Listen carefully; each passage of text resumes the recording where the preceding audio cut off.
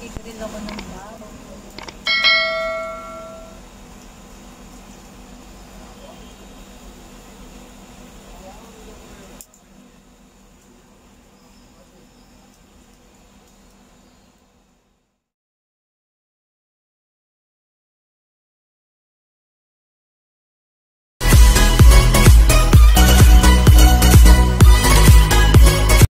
Grabe yung ilaw guys, kasi nag-iihaw nga ako. For today, I make baboy grill.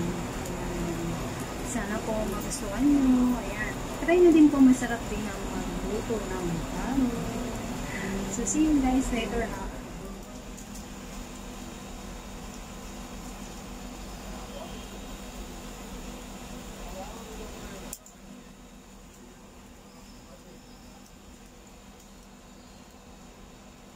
So, ito yung minarinate ko guys na baboy. Nilagyan ko siya ng konting sili, chili flakes para medyo may anghang. So, yan. Ang dami kong minarinate na baboy.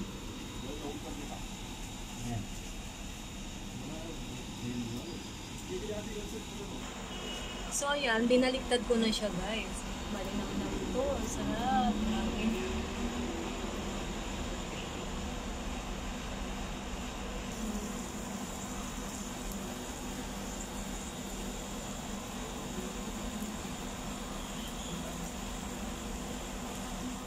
Ayan guys, nagluto ako ng laing. So, sinahugan ko siya ng toko. Masarap sana to kung may baboy at hipon. So, gatang-gata siya. Nilagyan ko lang siya ng dilis tsaka ng tofu. Ayan. Medyo sobrang anghang nga siya. So, hindi ko na napakita yung niluluto ko kanina kasi dami nagluluto sa kusina. Ayan. Pero, sarap naman siya. Sarap siya. Malinam naman siya kasi nga, marami akong nilagay na gata. Tapos, dilis at saka tokwa. Ayan. Solved na yan. Kaya masarap ng hapunan for today. Huwag niyo pong kalimutan na mag-subscribe, like, and share sa aking YouTube channel. See you. Bye.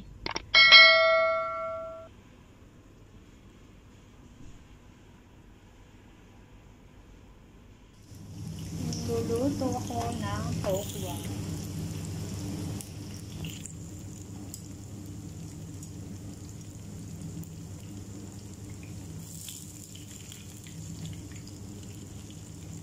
Sarap to, malutong-lutong.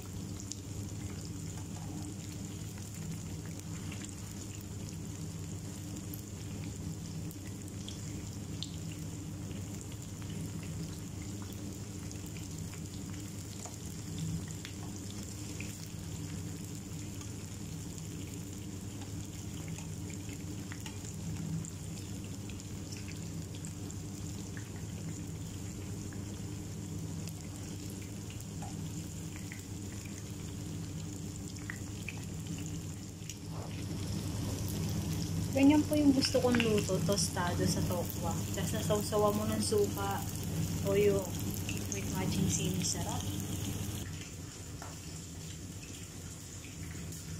Ito piprito ko rin para sausaw rin sa sukat toyo. Sarap nito tostado.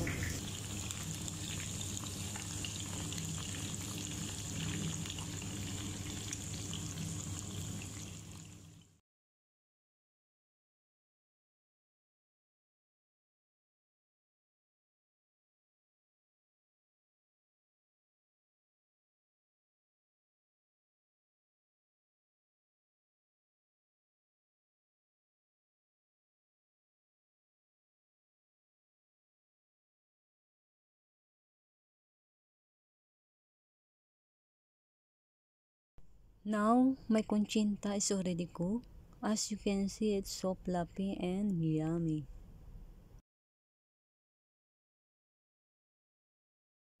This conchinta made from rice flour. And I cook also this pancit.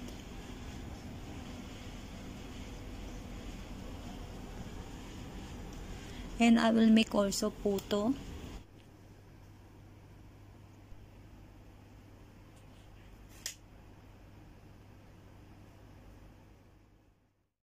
It's very colorful, our photo dessert. See? And I have also a dancing light here, Christmas light. So yan guys, tapos na po ang ating pagluluto for today. Thank you for watching. Please don't forget to subscribe, like and share. At pagka-hit na rin po ang button bells para po ma-notify po kayo sa lahat ng bidyong i-upload ko.